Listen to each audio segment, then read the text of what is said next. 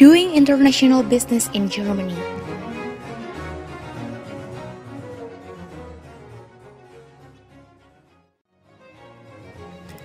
Germany is Europe's most industrialized and populous country. They rebounded to become the continent's economic giant and a prime move of European cooperation. Germany is also the world's first exporter of goods and the third exporter of services.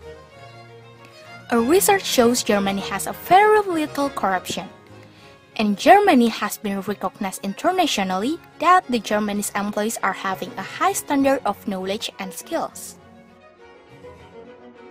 Besides that, the dependence of export makes Germany's sources might be run out. And by having a lot of high-standard employees, it means more wages expand will be cost. A global survey of investors and managers from Ernst & Young placed Germany as the best place in Europe and fourth best place in the world to invest behind China, USA, and Russia. Germany became the largest market within Europe with 82 million inhabitants, with a GDP of more than 2.4 trillion. It has become the strongest economy in Europe and the third strongest in the world. Germany is a world leader in innovation, boasting leading in universities and research institutes alongside major engineering, IT, and manufacturing industries. But Germany's government debt continues to increase with the Eurozone crisis looming and large bailouts in being handed out.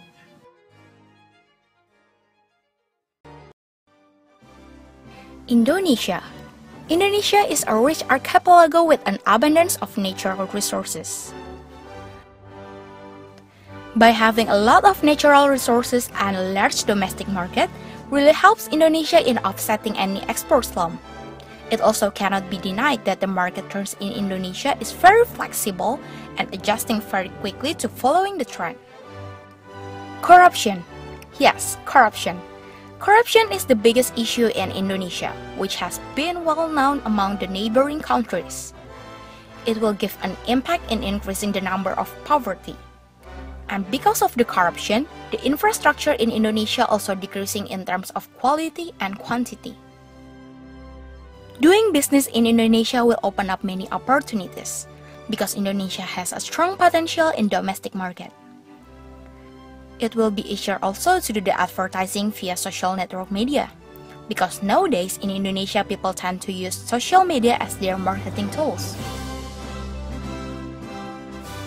One of the bad things in doing business in Indonesia is there will be some challenges on the distribution and finance sector, because there is no support from the government. Same thing also goes to the training and education sector. On the other hand, many people like to do piracy, and it really deserves the sellers or investors.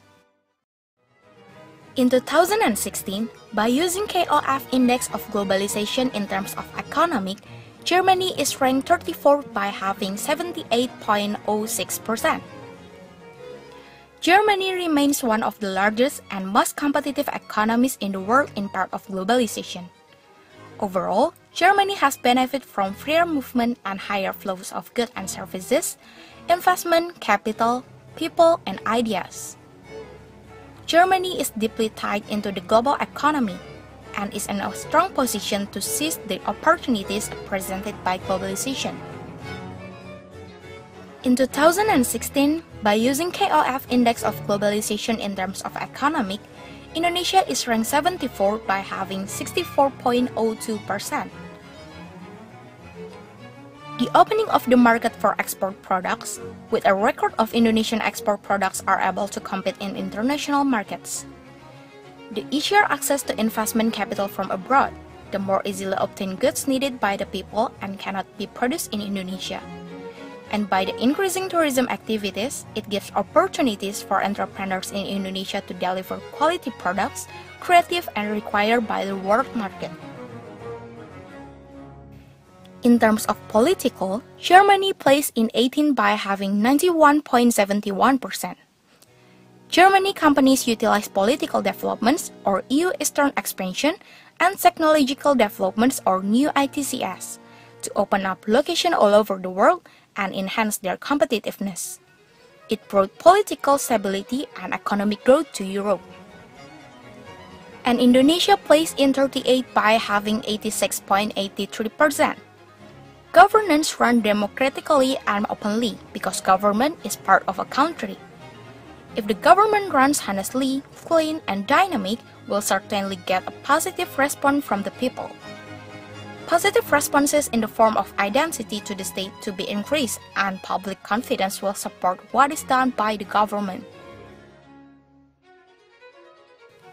By using KOF index of globalization in terms of social, Germany is in the 14th position by having 85.49%. Germany has the strongest and the biggest economy in Europe.